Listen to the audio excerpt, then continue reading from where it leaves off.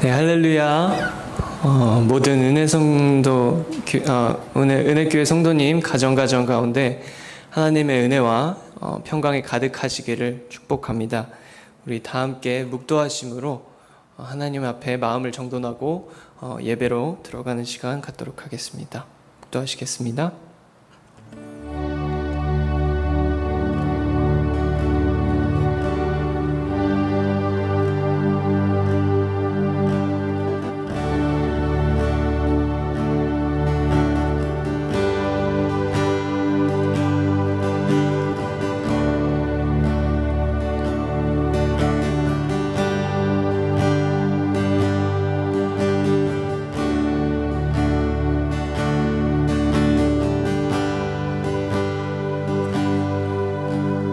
할렐루야. 그의 성소에서 하나님을 찬양하며 그의 권능의 궁창에서 그를 찬양할지어다.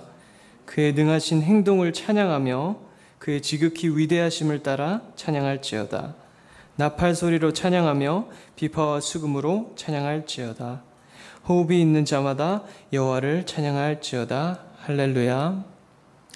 주님, 그렇습니다. 저희가 정말 호흡이 있는 동안에, 살아있는 동안에 늘 하나님을 찬양할 수 있도록 도와주시옵소서.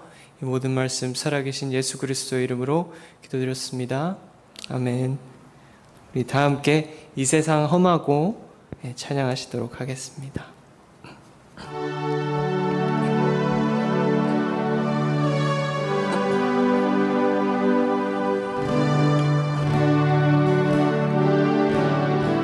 이 세상 험하고 이 세상 험하고 나 비록 약하나 늘 기도 힘쓰면 큰 권능 얻겠네. 주의 은혜로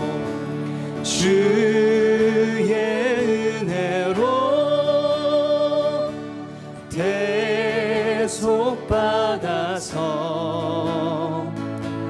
비와 같이 붉은 죄 눈같이 희겠네. 주님의 권능은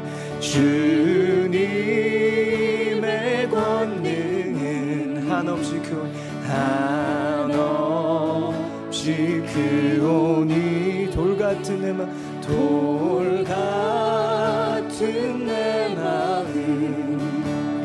곧 녹여주소서. 주의 은혜로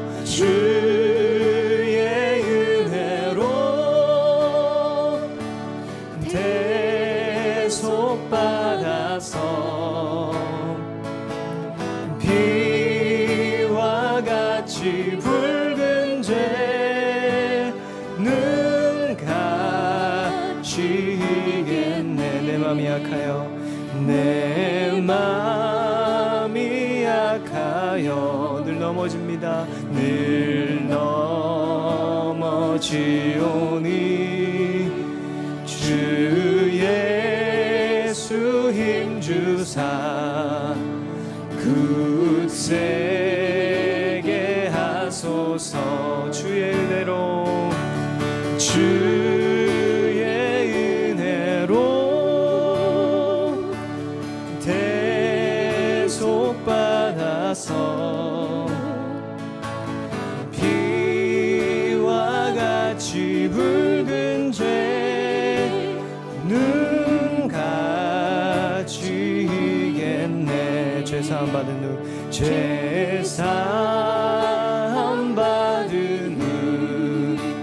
새 사람 되어서 주 앞에 서는 날 늘 찬송하겠네. 주의 은혜로 대속받아서 비와 같이 붉은 죄 눈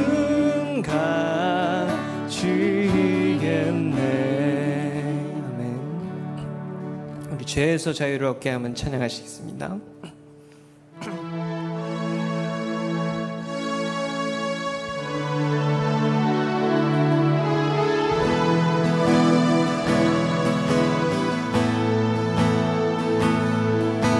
죄에서 자유를 얻게 함은 보혈의 능력 주의 보혈 시험을 이기는 승리되니 참 놀라운 능력이로다멘 주의 보혈 능력이 또다 주의 피 믿으오 주의 보혈 그 어린 양의 매우 귀중한 피로다 육체의 정욕을 이기림은 육체의 정욕을 이기림은 보혈의 능력 주의 보혈 정결한 마음을 얻게 하니 참 놀라운 능력이로다 아멘 그렇습니다 주님 주의 보혈 능력이 또다 주의 피 믿으오 주의 보혈 그 어린 양의 매우 귀중한 피로다 눈보다 더 이게 밝히는 것 눈보다 더 이게 밝히는 것 보혈의 능력 주의 보혈 부정한 모든 것 밝히시니 참 놀라운 능력이로다 아멘 주의 보혈 능력이 또다 주의 피 믿으오 주의 보혈 그 어린 양의 매우 귀중한 피로다 4절 찬양하시겠습니다 그 주의 복음을 전할 제목 보혈의 능력 주의 보혈 날마다 나에게 찬송 주니 참 놀라운 능력이로다 아멘 주의 보혈 능력이 또다 주의 피 믿으오 주의 보혈 그 어린 양의 매우 귀중한 피로다 주님 그렇습니다 주님의 보혈만이 저희가 주님께 나아갈 수 있는 능력이고 또 십자가의 복음의 삶을 살아갈 수 있는 능력입니다 주님 저희와 항상 함께해 주시고 이 시간 말씀 전하시는 목사님에도 주님의 보혈로 함께 하셔서 능력 있는 말씀 전하실 수 있도록 주님 항상 함께해 주시옵소서 예수님의 이름으로 기도드렸습니다 아멘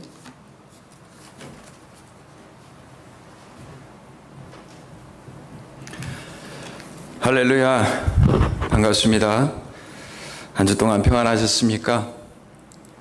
모든 사랑하는 성도님들 가정 위에 하나님의 도우심이 함께하기를 소망합니다. 오늘 함께 나눌 말씀은 사도행전 24장 16절로 27절 말씀입니다.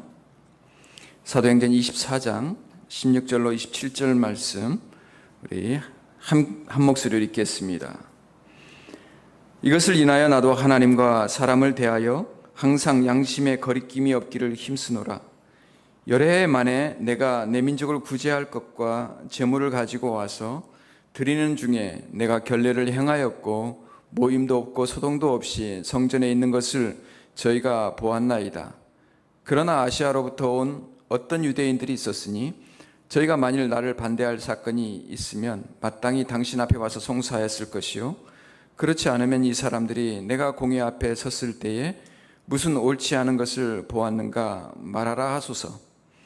오직 내가 저희 가운데서 서서 외치기를 내가 죽은 자의 부활에 대하여 오늘 너희 앞에 신문을 받는다고 한 이 한 소리가 있을 따름이니이다 하니, 벨릭스가 이 도에 관한 것을 더 자세히 아는 고로 연기하여 가로되 천부장 루시아가 내려오거든 너희를 처결하리라 하고, 백부장을 명하여 바울을 지키되 자유를 주며 친구 중 아무나 수종하는 것을 금치 말라 하니라.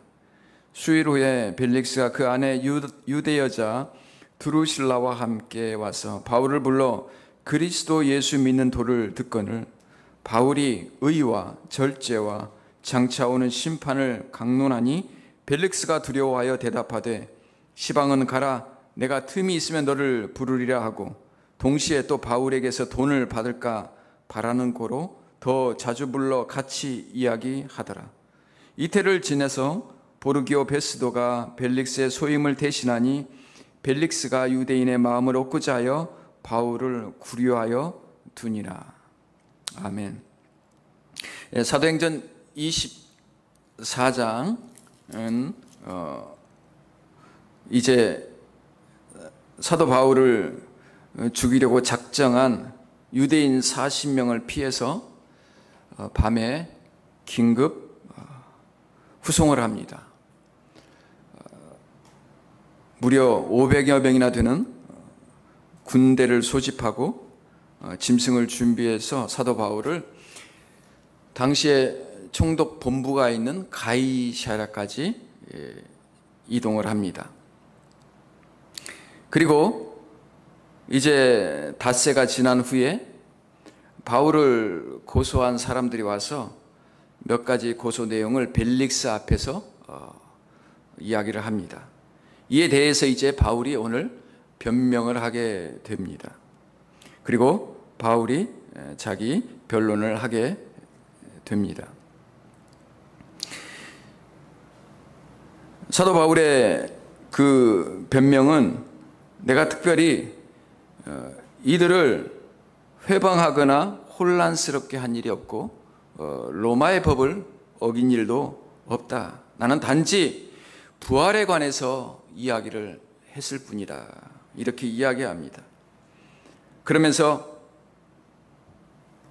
오늘 본문처럼 하나님과 사람에 대하여 항상 양심의 거리낌이 없기를 내가 힘썼노라 이렇게 이야기를 합니다.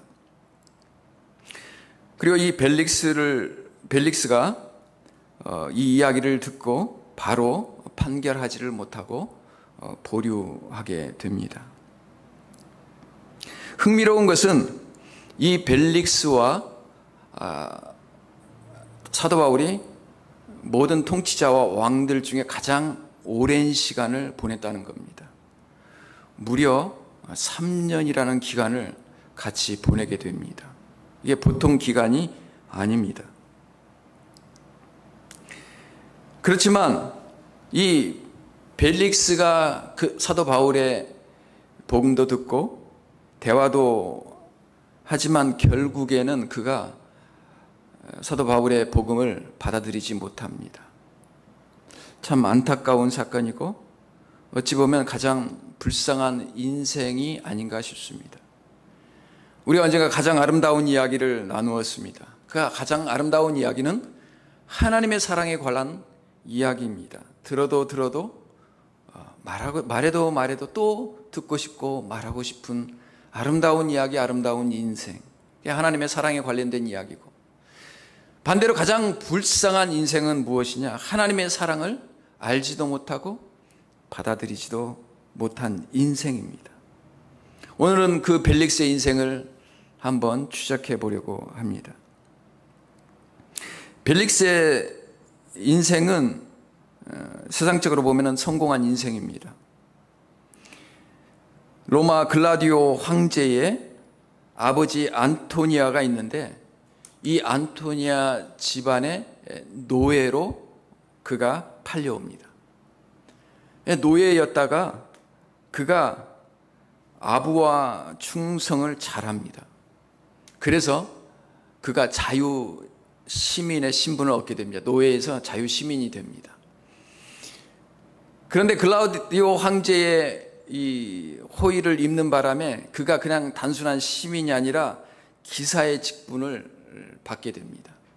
그리고 그것도 넘어서 점점 그 신분이 올라가게 됩니다. 급기야는 총독까지 됩니다. 그 신분이 수직 상승한 거죠. 그래서 총독까지 오르게 되어서 이 유대 총독으로 이제 임명을 받게 됩니다. 그러니까 만약에 책을 쓴다면 굉장히 그 베스트셀러가 됐을 것 같아요. 제목은 노예에서 총독까지. 그는 성공한 인생이었어요. 그렇게 하기가 쉽지가 않잖아요. 노예가 총독이 될 수 있다는 것은 아주 굉장한 인생 성공 스토리입니다.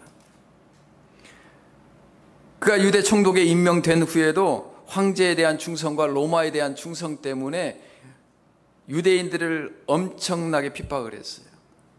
이 자유투사들이 있잖아요. 유대의 자유를 얻기 위해서 로마에 대항한 자유투사들을 쏙쏙들이 잡아들이고 다 척결합니다. 그래서 요세푸스 기록에 가면은 피해 총독이었어요. 피해 총독. 유대인들의 미움과 증오를 한 몸에 받는 사람이었어요. 그러나 그는 오직 로마와 황제에 충성하기 위해서 그랬던 거죠. 이 충성도가 너무 강했기 때문에 로마 황제로부터 호출을 받습니다. 아마도 그런 강경 정책보다는 유화 정책에 대한 이야기를 들은 것 같아요. 그 다음부터는 이 벨릭스가 강경할 뿐만 아니라 이제 유화 정책을 쓰기 시작합니다. 그래서 사도 바울을 그 유대인들의 마음을 얻기 위해서 자꾸 판결을 미룹니다. 마치 빌라도처럼 말이죠. 그러면서 사도 바울의 그 복음을 듣게 되는 거죠. 뿐만 아니라 이 벨릭스의 성공 중에 하나는 드루실라라는 여인이 있어요. 오늘 본문에 보면 나오죠. 유대 여인인데 아주 젊고 출중한 미모를 가졌던 여인이라고 기록되어 있습니다. 그런데 이 여인을 보고 그가 마음이 빼앗기고 이 여인은 이미 결혼을 한 상태였어요. 그런데 그 여인을 그 권력의 힘으로 빼앗아 옵니다. 자기 부인으로 만듭니다. 근데 드루실라 이 유대 여인이 어떤 여인이냐면 그 할아버지가 헤롯이에요. 예수님 당시의 아이들을 잡아 죽였던 그 할아버지 헤롯. 또 그의 아버지는 헤롯 아그리빠라고 야고보를 죽였던, 야고보가 첫 번째 순교했던 야고보를 죽였던 그 헤롯 아그리빠예요. 그리고 그의 고모는 헤로디아예요. 친내 요한의 목을 요구했던. 그러니까 이 예수님에 대해서 대적했던 전통적인 가문이에요. 그 가문의 여인. 그래서 역사학자들에 의하면 이 지능적인 욕망의 여인이었다. 이 가혹한 폭정 벨릭스 뒤에는 이 지능적인 여인인 드루실라가 있었다. 이렇게 추정합니다. 어쨌든 대단한 성공 가도를 자수성가를 한 인생 이야기입니다. 그런데 그가 사도 바울과 3년이라는 기간 동안 함께 있었다는 것이 저는 잘 이해가 안 갔어요. 왜 이런 인간을 하나님께서는 사도 바울에게 3년 동안 할애를 해서 복음을 전하게 할까? 비슷한 제 의문 중에 하나는 북한의 김일성, 김정일을 바라보면서 다 북한을 위해서 기도할 때마다 하나님, 저 악한 정권을, 하나님의 자리를 꿰차고 있는 저 악한 지도자들 하나님 처벌해 주세요. 몇 년을 그렇게 기도했는지 모르겠어요. 근데 하나님께서는 단번에 처벌을 안 하시더라고요. 오히려 전도자들을 보내더라고요. 김일성을 만나게 하고 김정일을 만나게 하고. 저는 그때 그런 생각을 했어요. 하나님, 저렇게 빌리그레함이 가고 유명한 목사가 가서 복음을 전한들 저들이 바뀌겠습니까? 저 사람들이 자기 자리에서 내려오겠습니까? 다 필요 없는 짓 아니겠습니까? 그런 생각을 했어요. 근데 성경이나 구약 성경이나 신약 성경을 읽어보면 하나님께서 왕들에 대한, 통치자들에 대한 특별한 배려가 있는 것 같아요.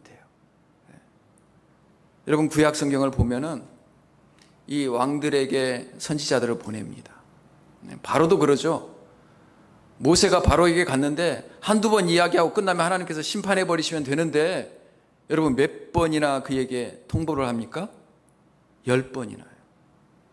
물론 애굽에 있는 유대인들이나 이스라엘 백성이나 애굽 사람들을 위해서 그럴 수도 있어요. 그러나 저는 또 개인적으로도 바로에게 주시는 하나님의 기회라고 저는 생각을 해요. 무려 10번이나 그에게 찾아가서 내 백성을 내놓아라 그렇잖아요. 그러니까 바로의 마음이 좀 움직일 듯 하다가 다시 강팍해지고, 움직일 듯 하다가 강팍해지는 모습을 우리가 잘 봅니다. 그러니까 이 왕들과 통치자들은 보통 백성들과 공적으로 거리가 있고, 또 어떻게 보면은 사람들로부터 복음을 들을 기회도 더 참 적은 사람들이에요. 그래서 하나님께서 특별히 특정한 사람을 보내시는 것 같아요. 사도 바울을 무려 3년 동안 보내셔서 그에게 복음을 증거하게 하는 것. 사도 바울의 사명 중에 하나가 그 사명이었어요. 사도행전 9장 15절에 보면은 제가 한번 읽어드리겠습니다. 우리가 간과하기 쉬운 부분이 나와요. 주께서 가라사대 가라, 이 사람은 내 이름을 이방인과 임금들과 이스라엘 자손들 앞에 전하기 위하여 택한 나의 그릇이라. 우리가 이방인을 위해서 하나님께서 택하셨다는 건 알지만 거기에 보면 뭐가 나와요? 임금이 나와요. 통치자가 나와요. 그리고 앞으로 사도 바울은 상당한 많은 기간 동안 임금과 특별한 통치자들에게 국한되어서 복음을 전합니다. 이제는 자유의 몸이 아니에요. 물론 제가 개인적으로 보니까 사도 바울이 몸이 불편해요. 이제는 약해졌어요. 약해질 대로 약해졌어요. 그러니까 이제 하나님께서 그를 그냥 앉혀놓고 사람들이 와서 복음을 듣게 하고 증거하게 합니다. 갈 때도 사도 바울을 모시고 가죠. 군대로 후송을 하고, 짐승으로 후송을 하고, 배로 후송을 하지 않습니까? 이제 사도 바울이 다니지 않고 물론 그렇게 복음을 전하게 하십니다. 그러나 특정한 위치에 있는 사람을 증거하는데 바로 임금들이라고 기록되어 있어요. 통치자들이죠. 그러니까 사도 바울은 자기의 소명을 알았어요. 지금부터 이 벨릭스뿐만 아니라 벨릭스 다음에는 아그리빠가 나오고, 아그리빠 다음에는 베스도가 나오고, 그 다음에 로마 황제까지 나옵니다. 사도 바울은 자기의 소명을 알고 이렇게 복음을 증거하게 된 거죠. 그렇다면 이 벨릭스를 향한 하나님의 계획이 얼마나 대단한 거냐 이 말이죠. 우리는 정치인들이나 통치자들을 볼 때 그 권력 앞에서 굽신굽신합니다. 그런데 정말로 우리 마음까지 그렇게 굽신거리고 리스펙트하고 존경할까요? 여러분은 어떤지 모르겠어요. 사실 우리 마음속에는 그런 존경보다는 때로는 경멸과 무시와 저 사기꾼 같은 인간들, 철새와 같은 인간들, 그렇게 생각하지 않는지 모르겠어요. 근데 하나님은 그렇게 생각하지 않는다는 거예요. 그 통치자들 또 한 영혼으로 보고 하나님께서 그들에게 접근을 하고 계획을 하고 사람을 부르고 접근을 시키고 가장 많은 시간, 귀중한 시간, 사도 바울의 시간을 그 사람에게 투자를 하고 있는 거예요. 그 사람이 돌아설지 그 사람이 하나님 앞에 회개하고 나올지 알 수는 없어요. 참 이게 하나님의 긍휼함이에요. 하나님의 사랑이에요. 여러분을 향한 하나님의 사랑이죠. 여러분이 어떻게 교회에 왔는지, 여러분이 어떻게 복음을 들었는지 모르겠지만 그곳에는 하나님의 처음부터의 계획이 있었고, 환경을 움직이시고 사람의 마음을 움직이고, 누군가 여러분을 위해서 기도하고, 그렇게 해서 여러분 교회에 오게 되고 사람을 만나게 되고 복음을 듣게 된 거예요. 그것이 작은 일이 아니라는 거예요. 이게 하나님의 계획과 하나님의 사랑이라는 거예요. 왜 하나님은 그 사람에게, 그 악한 자에게 그렇게 많은 시간을 투자했는지 모르겠어요. 요즘 제가 우리 집이 기도를 하고 있는 한 가정이 있는데, 저희 동네에는 이 주변에 뭐 한국 분들이 별로 안 계신데, 특별히 아파트에도 마찬가지인데, 한국 분 한 가정이, 젊은 가정이 이사를 왔어요. 이사를 왔어요. 그런데 이야기를 하다가 제가 목사라고 저를 소개를 했더니 연락이 안 되더라고요. 나중에 알고 봤더니 이 사람들이 교회를 다니는 사람이 아니에요. 교회를 안 다녔어요. 그러니까 제가 목사라고 소개한 그 순간 나중에 생각했더니 아차, 그런 생각이 들더라고요. 그래서 기도를 열심히 했어요. 하나님, 다시 연락이 닿게 해주고 만나게 해달라고 기도했어요. 한 이틀 후에 다시 또 만나게 되었어요. 그래서 집에 와서 차도 마시고 이렇게 교제를 하게 되었어요. 지금도 열심히 기도하고 있습니다.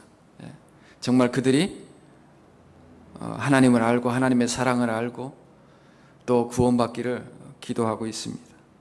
그러면서 그런 생각이 들었어요. 야, 하나님이 저 가정을 얼마나 사랑하시는가. 하나님께서 작업을 하신 거예요. 우리와 같이 살고 있는 그 아파트 지역으로 이사를 오게 하고 만나게 하시고 환경을 조성하시고, 그것이 지금 잠깐 일어나는 일이 아니라 오래전부터 하나님께서 계획하신 일이라는 거죠. 얼마나 저 가정을 사랑하실까? 얼마나 많은 사람들이 저 사람을 위해서 기도하고 있을까? 그리고 하나님께서 그들이 돌아오기를 얼마나 기다리고 계실까? 그런 생각을 하게 되었습니다.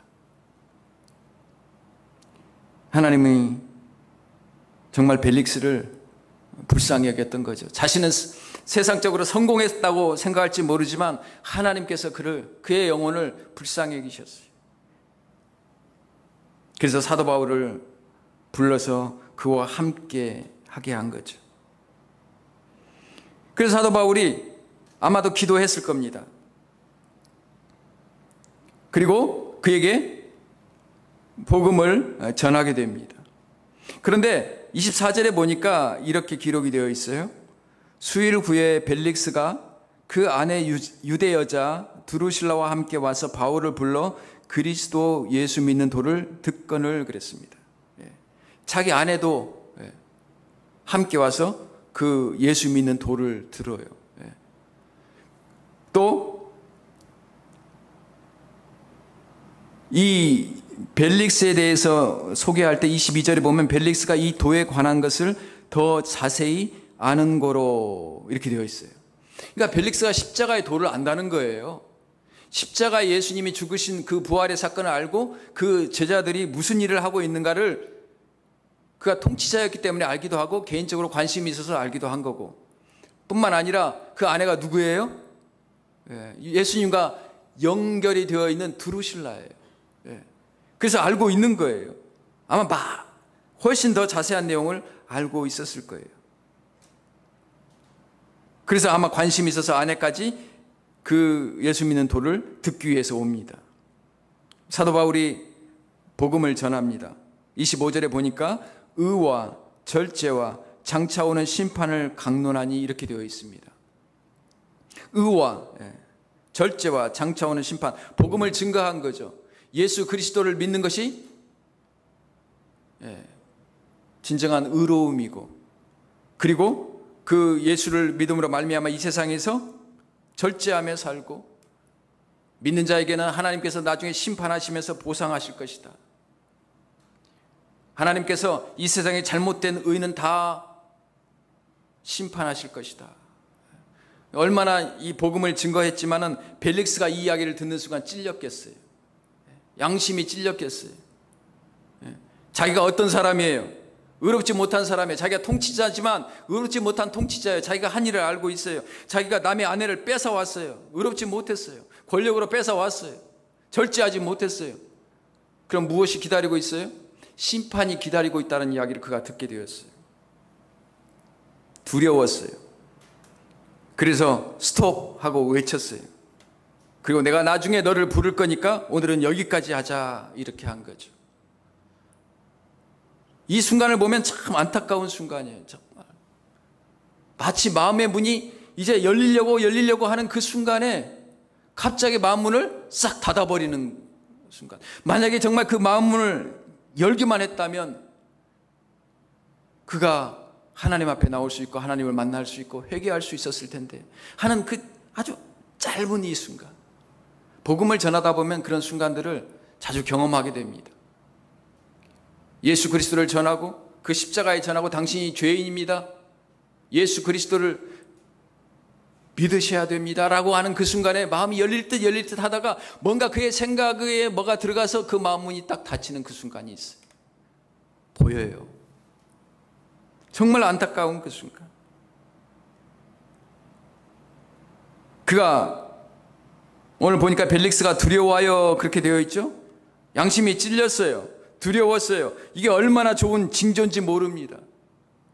우리의 양심이 살아있다라는 것, 내가 살아있다라는 것, 하나님을 발견할 수 있는 정말 유일한 통로가 있다면 우리의 양심이 살아있는 거예요.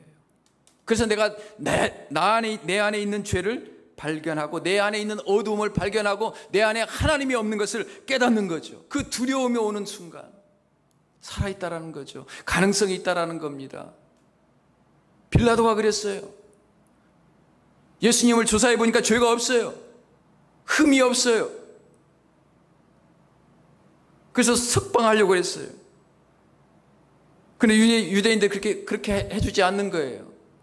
그래서 다시 한번 질문하는 거예요. 네가 진짜 유대인들이 이야기하는 것처럼 하나님의 아들이냐? 그렇다. 그러니까 성경에서 빌라도가 두려워했다 그랬어요. 얼마나 좋은 징조입니까? 얼마나 좋은 기회입니까? 그러나 그가 그렇게 이야기를 듣는 순간 유대인들을 생각했어요. 자기의 권력을 생각한 거죠. 그래서 그 마음을 닫아버린 거예요. 오늘 보니까 벨릭스도 뭘 생각했어요? 돈을 생각했어요. 돈. 동시에 26절에 봐요. 동시에 또 바울에게서 무엇을 받을까 바랬어요? 돈을 받을까 바라는 마음이 있었어요. 동시에 유대인의 마음을 얻고자 했어요. 돈도 바라고 자기의 권력의 위치도 지키고 싶은 마음이 그 마음을 닫아버린 거예요. 세상의 부와 세상에서 얻고 있고 세상에서 나를 즐겁게 하는 그것이 예수님을 바라보고 예수님께 나아갈 수 있고 하나님을 바라보고 하나님을 만날 수 있는 그 마음을 닫아버리는 거예요. 안타까운 인생, 가장 불쌍한 인생이 바로 그런 인생입니다. 하나님이 오래전부터 그를 사랑하셨어요. 하나님이 오래전부터 여러분을 생각하고 계셨어요. 그래서 여러분을 교회까지 인도하셨고 복음을 듣게 하셨고 이곳에 앉아 있어서 그 말씀을 듣는 순간에 마음이 움직이기 시작했어요. 때로는 기쁨도 있고 두려움도 있었어요. 내 양심을 찌르기도 했어요. 그런데 갑자기 내 생각과 세상 욕심과 세상 것이 그것을 가로막아서 내 마음이 닫혀버리는 이 순간, 영혼을 결정짓는 이 순간, 가장 불행한 순간이 되어버린 거죠. 여러분, 말씀을 들으면서 우리가 성경을 읽으면서 그렇죠. 왜 저렇게 결정을 했을까? 너무 안타깝잖아요. 왜 꼭 저렇게 결정을 할까? 저게 파멸의 길인데, 멸망의 길인데 왜 그 길로 꼭 가려고 저렇게 결정을 했을까라고 우리는 생각하지만 실제로 이 사건이 우리 마음속에 일어날 때 우리도 동일하게 반응하는 것을 경험합니다.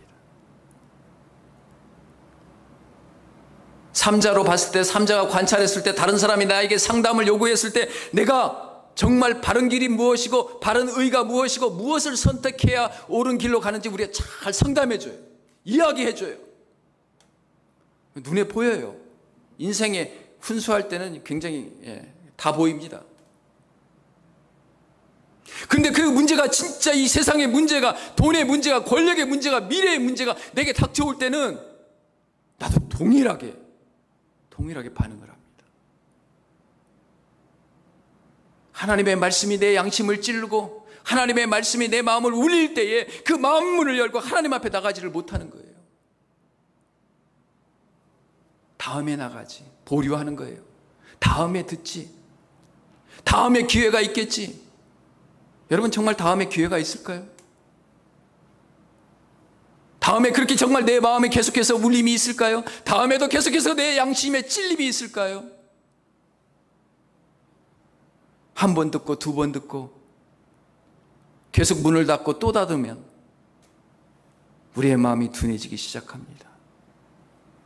오늘 말씀을 읽은 것처럼 27절에 이태를 지내서 보르기오 베스도가 벨릭스의 소임을 대신하니 충분한 시간을 가졌어요. 그리고 그는 이 자리에서 경질되게 됩니다. 다시 황제의 호출을 받게 되고 그는 다시 총독의 자리로 올라가지 못합니다. 그리고 수년 후에 폼페이 화산 폭발이 있을 때 그들은 모든 가족이 다 화산재에 덮여서 죽게 됩니다. 그것이 마지막 기회였어요. 하나님께서 주신 마지막 기회였어요.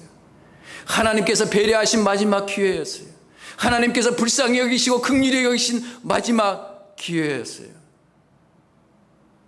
그들은 그 모든 기회를 다 날려버린 가장 불쌍한 인생이 되었습니다. 성경에는 그런 사람들이 여럿이 나옵니다. 에스가 그런 사람이었습니다. 그 배고픔 때문에, 팥죽 한 그릇 때문에 하나님이 주신 장자의 그 신분과 은혜를 팔아버린 사람, 망령된 사람이라고 성경에서 기록되고 있습니다. 짐승 같은 사람이라는 거예요. 망령된 사람이. 본능에 충실해서 살아가는 사람, 눈에 보이는 것에 붙들려 살아가는 사람, 나의 환경에 이끌려 살아가는 사람, 영혼을 생각하지 못하고 하나님을 생각하지 못하는 사람, 망령된 사람. 하나님의 경고를 받고도 세상을 돌아봤던 로세아나의 소금 기둥이 되어버린 로세아나, 얼마나 불쌍한 사람입니까? 은 30에 예수님을 팔아버렸던 가룟 유다를 보세요. 정말 그런 일이 일어날 수 있을까요?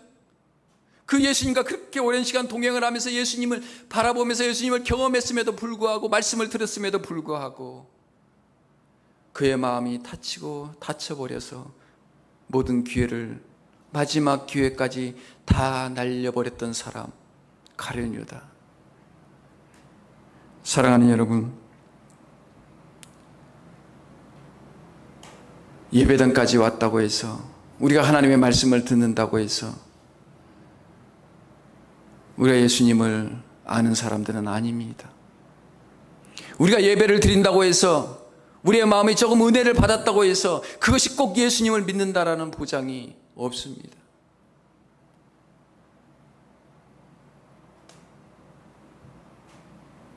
사랑하는 여러분, 정말 예수님을 마음속에 인격적으로 받아들이고 그분이 주신 생명과 풍성한 영생을 누리고 하나님과 친밀한 교제를 누리는 사람, 그런 사람이 가장 행복한 사람인 줄 믿습니다.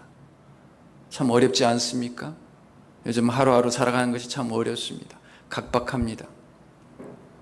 이때 웃을 수 있는 사람, 이때 정말 마음속에 행복한 사람, 그 사람은 하나님과 함께하는 사람입니다. 하나님의 위로를 받고 하나님의 말씀이 살아서 나를 다시 일으켜 세우는 사람, 그 사람이 가장 행복한 사람인 줄 믿습니다. 불쌍한 사람이 아니라 그러한 사람이 다 될 수 있기를 주님의 이름으로 축복합니다. 기도하겠습니다. 사랑의 아버지 하나님, 참 이 벨릭스의 인생이 이 세상에서는 성공의 인생이었지만 그 하나님의 깊이와 사랑의 넓이와 사랑의 오래 참음을 받아들이지 못한 불쌍한 인생이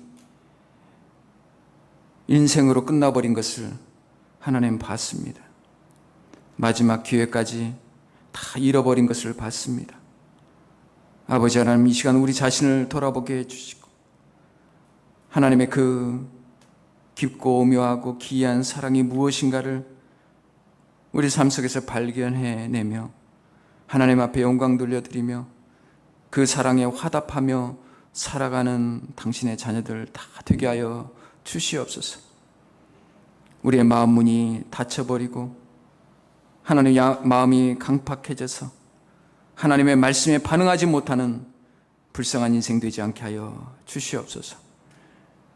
예배를 드리는 모든 믿음의 가정들, 자녀들 위해 하나님 아버지 축복해 주시고 하나님의 음성이 들리게 하여 주시옵소서. 하나님 그 힘으로 살아갈 능력이 있게 하여 주시옵소서. 감사드리며 살아계신 예수님의 이름으로 기도하옵나이다. 아멘.